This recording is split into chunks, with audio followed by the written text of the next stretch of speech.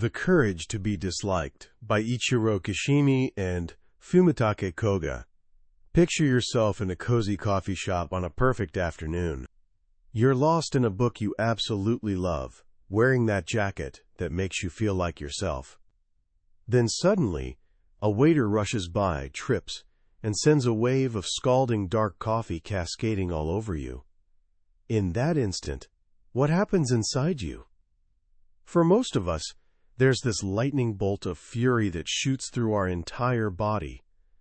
We might yell, maybe make a scene. Later we'd explain it away with, "I just lost it. I couldn't control myself. It felt like pure, uncontrollable reaction." But here's a mind-bending question. What if that wasn't actually true? What if, in that precise moment, you actually manufactured that anger? You didn't just get angry like catching a cold. You actively chose anger as a tool, a shortcut to make the waiter understand the severity of the situation without having to navigate the slower, messier route of calm discussion. You deployed anger strategically to achieve a specific outcome. This single reality-shaking idea is just your first step into a philosophy that has quietly sold over 5 million copies and sparked a cultural movement, beginning in Japan and rippling outward across the entire world. The book is called The Courage to be Disliked, crafted by Ichiro Kishimi and Fumitake Koga, and it's definitely not your typical self-help fare. It unfolds as a dialogue, an intimate conversation between a wise philosopher and a deeply frustrated young man that feels somehow timeless. This book opens a door to the powerful yet often forgotten psychology of Alfred Adler, a towering figure who walked alongside giants like Freud and Jung. But here's the crucial difference. While Freud insisted we're prisoners trapped by our past traumas, Adler proposed something far more electrifying. He believed we aren't shackled by our history, our circumstances, or anything that's ever happened to us. He believed that right now, in this very moment, every single one of us possesses the power to choose our own path forward. So here's what I'm offering you today. By the time we finish this journey together, you'll grasp an entirely new blueprint for freedom. A freedom that doesn't rely on your circumstances, your biography, or what anyone else thinks about you. You'll discover why literally all of your problems, yes, every single one, boil down to challenges in your relationships with others. And most excitingly, you'll receive the key to unlocking what these authors call the courage to be happy. This journey might shake the very foundations of what you believe about yourself, but it just might revolutionize everything. Our story opens, as so many of ours do, with someone feeling utterly stuck. We meet a young man drowning in dissatisfaction with his life. He feels imprisoned by his personality, crushed by deep feelings of inadequacy, and chained to the unchangeable facts of his childhood. He's convinced that people simply can't change who they fundamentally are. His world feels complicated, chaotic, and brutally unfair. He tracks down a philosopher who teaches the complete opposite, that the world is surprisingly simple, and that happiness is available to absolutely everyone, right here, right now. The young man naturally thinks this sounds completely ridiculous, and so begins their conversation across 5 nights, a conversation that systematically dismantles everything we think we know about ourselves. The first and most powerful wall to come crashing down is our belief in trauma. This concept has dominated Western thinking for a century, thanks largely to Sigmund Freud. The Freudian perspective, known as etiology, is all about causation. It spins a straightforward narrative. Something painful happened to you before the cause, and that's precisely why you're struggling now. The effect. Your parents split up, so now you fear commitment.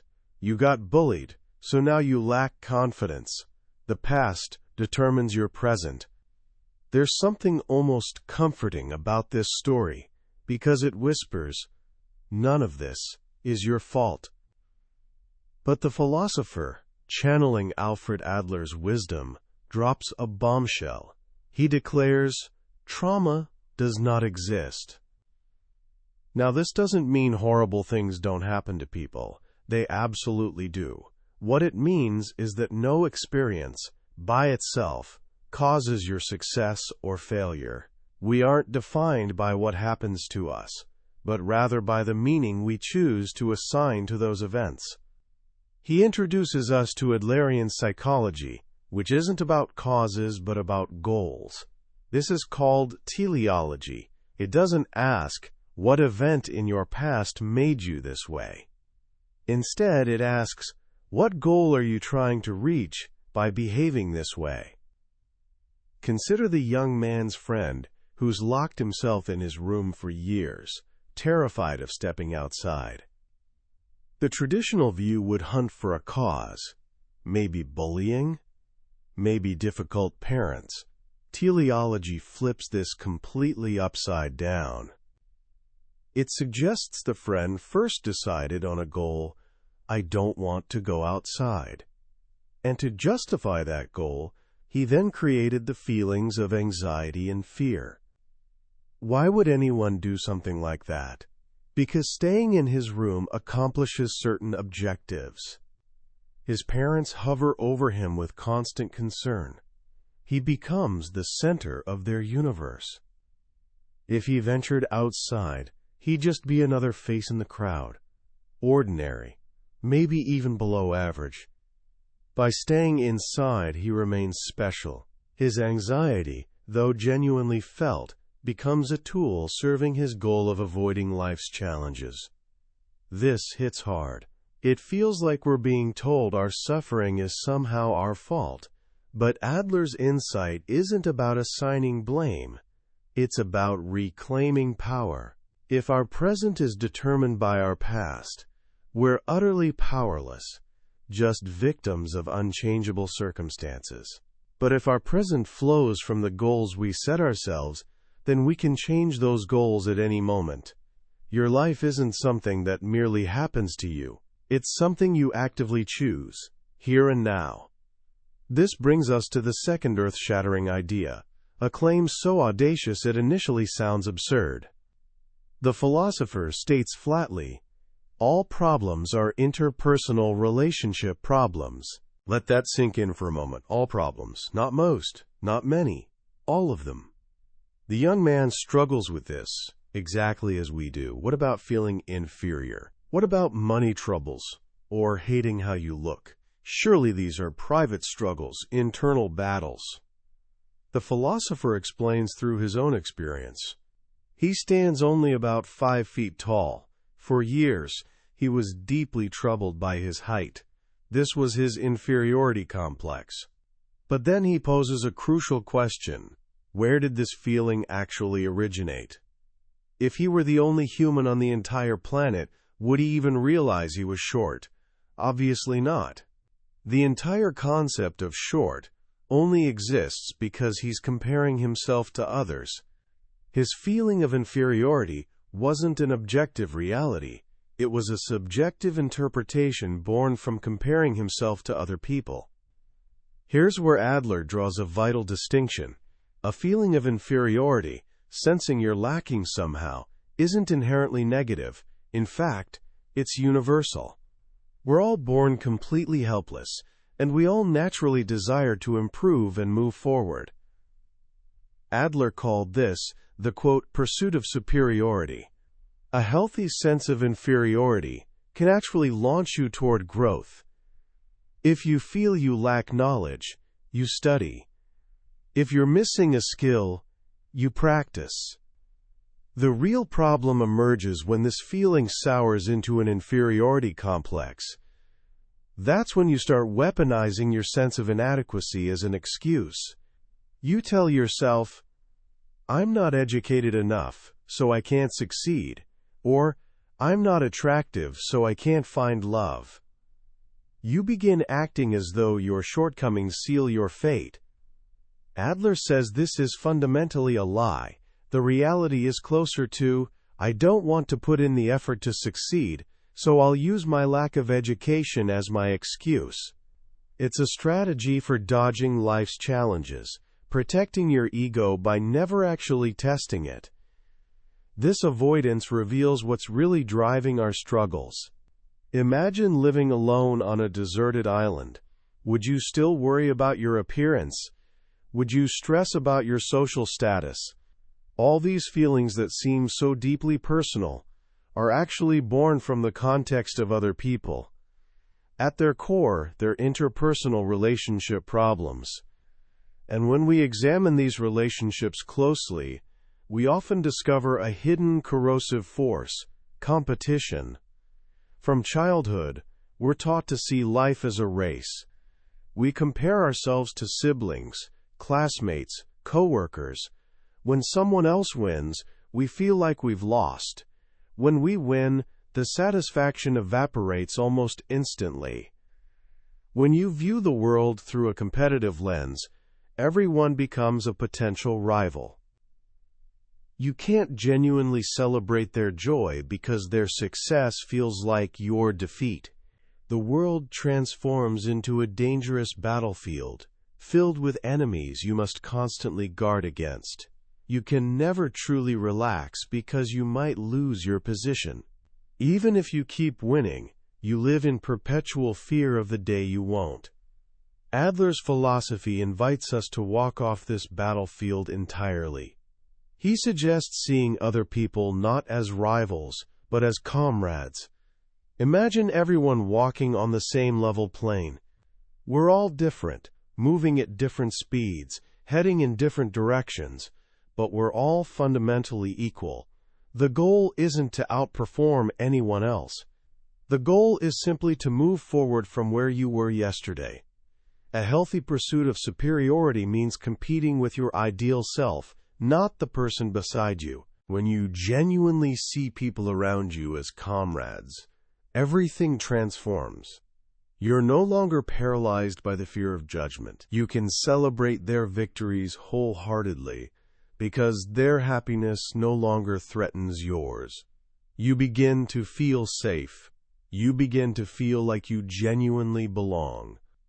But how do we actually make this shift? How do we stop treating life like a competition and start seeing people as comrades, especially when we feel hurt or controlled by them? This brings us to the most practical and perhaps most challenging tool in Adlerian psychology, the separation of tasks. It's elegantly simple yet profoundly transformative. To untangle our relationship problems, we must first learn to distinguish what is my responsibility and what is yours. And critically, we must not interfere in other people's responsibilities. How can you tell whose task you're looking at? The philosopher offers a straightforward test. Ask yourself, who will ultimately experience the consequences of the choice being made? Let's take a classic example, a child who refuses to study. Parents might force the child to their room, hire tutors, or yell constantly, believing it's their duty. But whose responsibility is studying, really? Who will ultimately face the results? Good grades or bad? College acceptance or rejection? The child. Therefore, studying is fundamentally the child's task. A parent's constant intervention, study, do your homework, is actually an invasion of the child's territory. This intrusion creates conflict.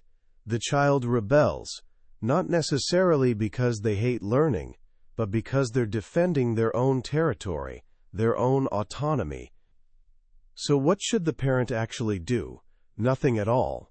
No, Adler isn't recommending complete non-interference.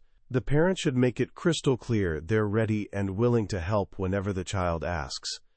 They can create an environment that supports learning, but they cannot force the child to study. You can lead a horse to water, but you absolutely cannot make it drink. Forcing it will only create resistance. This principle reaches into every corner of life. Your boss is in a foul mood. Managing his emotions isn't your task. That's his responsibility. Your task is doing your own work excellently. A friend is wrestling with a difficult decision. Making that choice for them isn't your task. That's theirs. Your task is offering support and being present for them. And now we arrive at the beating heart of the book's title. What about when people genuinely don't like you? What about when they criticize, judge, or completely misunderstand you? Whose task is that? According to the separation of tasks, how someone else feels about you, what they think about you, whether they like or dislike you, that is entirely their task.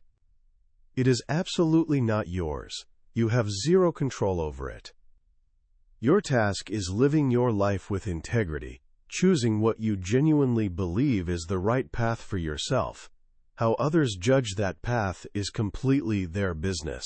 This is the essence of having the courage to be disliked. It doesn't mean you should try to be unlikable, or that rejection won't sting. It means understanding that if you're living a free and authentic life, some people inevitably won't approve. Trying to be liked by absolutely everyone means living in profound imprisonment, constantly contorting yourself to satisfy everyone else's expectations. It means living everyone else's life except your own. Freedom, the philosopher explains, isn't about following every impulse. It's not doing whatever you feel like in the moment. True freedom is having the courage to be disliked. It's proof that you're exercising your freedom and living according to your own principles. This initially sounds isolating. Separating tasks feels like severing our connections with others. But Adler insists this is just the starting point. The separation of tasks isn't the destination. It's the doorway. It untangles the knots in our relationships, so we can begin building genuine, healthy connections. The ultimate aim of all our interpersonal relationships is something Adler called community feeling. Community feeling is the sense that you genuinely belong in this world. It's the feeling that it's okay for me to be here. It's a deep, unshakable sense of belonging. This isn't something someone grants you. It's something you must actively create. And you create it through 3 interconnected practices: self-acceptance, confidence in others, and contribution to others. First comes self-acceptance. This is completely different from self-affirmation. Self-affirmation is lying to yourself, chanting, "I'm strong, I can do anything," even when you feel you can't. Self-acceptance is honestly acknowledging what you cannot change, and having the courage to focus on what you can. You may have been born with certain traits or experienced certain events. You accept those things exactly as they are. If you scored 60 out of 100, you don't pretend it's a 100. You start from that 60 and figure out how to move toward 100. You accept your irreplaceable self, exactly as you are. Once you can accept yourself, you gain courage for the second practice, confidence in others. Adler distinguishes carefully between trust and confidence. Trust is conditional. I'll trust you if you don't betray me. It requires collateral. Confidence, however, is unconditional. It's believing in others without demanding anything in return. It's deciding to see others as comrades, even without proof. This sounds risky. Won't unconditional confidence just get you taken advantage of? Possibly. But if you begin from a position of doubt, you can never build a deep, meaningful relationship with anyone. The other person will sense your suspicion instantly. Only by taking the risk of confidence do you open the door to genuine connection. The decision to have confidence is your task. How they respond to that confidence is theirs. Finally, with self-acceptance and confidence in others as your foundation, you can embrace the third practice, contribution to others. This is the feeling that I am useful to someone. This is the wellspring of worth. Our value isn't determined by what others think of us, but by our own subjective sense that we're contributing. This contribution doesn't require grand, heroic gestures. It can be as simple as washing dishes after dinner, offering sincere thanks to a friend, or doing your job well. The work itself is contribution. The crucial thing isn't whether others praise you for it. In fact, Adler specifically warns against seeking praise. Praise is a judgment passed from someone in a superior position to someone inferior. It creates a vertical, hierarchical relationship. Instead of praise, we should seek horizontal relationships built on gratitude and encouragement. The simple words, "thank you," from a comrade give you a genuine sense of your contribution. And here we arrive at the philosopher's definition of happiness. Happiness is the feeling of contribution. When you feel useful to your comrades, when you experience a sense of contribution, you can accept yourself. You feel you have a place. You have a sense of belonging. You are happy. This brings us to the final, perhaps most beautiful idea in the book. The young man, having followed this entire path, still feels troubled. He asks, what is the actual meaning of life? If there's no grand destination, no summit to conquer, then what's it all for? The philosopher's answer is genuinely liberating. He explains that life isn't a line, a narrative that starts at birth and ends at death. If life were a line, then most of our existence would be spent on the way to some future destination: graduation, career success, retirement. All our moments would just be preparation for something else. Instead, he suggests thinking of life as a series of dots, a collection of moments. Life is a series of nows. The past doesn't exist. The future doesn't exist. There is only the here and now. Your life isn't a journey to a destination. Your life is a dance. When you're dancing, you're not trying to arrive somewhere. The goal is the dancing itself. Every step, every movement is the fulfillment. A life lived like a dance is one where every moment is complete in itself. There's no on the way. You're always arriving. If you're studying for an exam, dance the dance of studying today. If you're working on a project, dance the dance of your work today. Focus a spotlight so intensely on the here and now that you can see neither the past nor the future. This isn't a recipe for reckless hedonism or irresponsibility. It's a call to live earnestly in the present moment, because this moment is the only reality you actually possess. And what gives this dance its direction? What's the guiding star that prevents us from getting lost? It's contribution to others. As long as you keep moving in the direction of contributing to your comrades, you'll be free, you'll be happy, and you'll always sense your place in the world.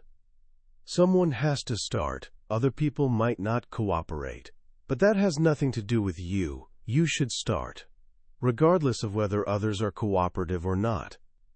The world is simple, and life is simple too. As we reach the end of this profound exploration, it's worth pausing to consider why these ideas feel so revolutionary, and why they matter so urgently right now. We inhabit a world obsessed with etiology, with excavating causes in our past. We're encouraged to diagnose our traumas, label our anxieties, and construct our identities around our histories.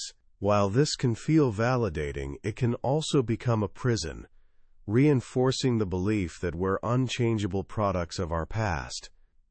Adler's teleology arrives like a gust of fresh air. It doesn't dismiss our pain, but it completely reframes it. It reminds us that our power lives not in dissecting the past, but in choosing our goals for the future, right here in this moment. In a culture sometimes dominated by victimhood, this is an empowering call to responsibility. Not the responsibility of blame, but the responsibility of authorship. You are the author of your own life. The concept that all problems are interpersonal relationship problems feels especially piercing in our social media age. We're more connected than ever before, yet we often feel more judged, more competitive, and more insecure. We curate our lives, hunting for approval from others, constantly checking for likes and comments, which is really just a modern craving for recognition. Adler identified this trap a century ago. He understood that living to meet others' expectations is a form of slavery. The separation of tasks and the courage to be disliked is the antidote. It's a declaration of independence from the tyranny of others' judgment. And finally, the idea of life as a dance. Our society is built entirely on the mountain climbing model of life. We're perpetually striving for the next milestone, the next achievement, the next destination. We exist in a constant state of not yet. We'll be happy when we graduate, when we land the promotion, when we retire. Adler reveals this as the greatest life lie. By constantly focusing on a future that doesn't exist, we neglect the only life we actually have, the one unfolding right now. So how can we begin putting these powerful ideas into practice today? Here are a few simple actions. First, for the next 24 hours, consciously practice the separation of tasks. Anytime you feel a surge of anxiety, anger, or worry related to another person, pause and ask yourself that simple question: whose task is this? If your friend is making a questionable decision, recognize that the consequences belong to them. Your task is to support, not control. If someone makes a casual comment about you, recognize that their opinion is their task. Your task is living by your own values. Just this simple act of observation can create a remarkable sense of lightness and freedom. Second, find one small, invisible way to practice contribution. Don't do it hoping for a thank you or any recognition whatsoever. Tidy up a shared space at home or work. Send an encouraging message to a friend without expecting a response. Do something that makes you feel, I am useful to someone, even if that someone is the broader community. Pay attention to that quiet, internal feeling of worth it generates. That feeling is the seed of happiness. The Courage to be Disliked isn't an easy book. It challenges us at every turn, but its message carries incredible hope. It tells us we're not fragile beings, shattered by our past. We're powerful creators, capable of choosing our own meaning, our own relationships, and our own happiness, right here and now. That was a deep dive into The Courage to be Disliked by Ichiro Kishimi and Fumitake Koga. We've explored the core principles today, but I'll be honest with you, a summary can only ever be a map. The real magic happens when you walk the territory yourself. It's in those quiet moments of reading, when a particular phrase or story resonates in a way you didn't expect, that genuine transformation occurs.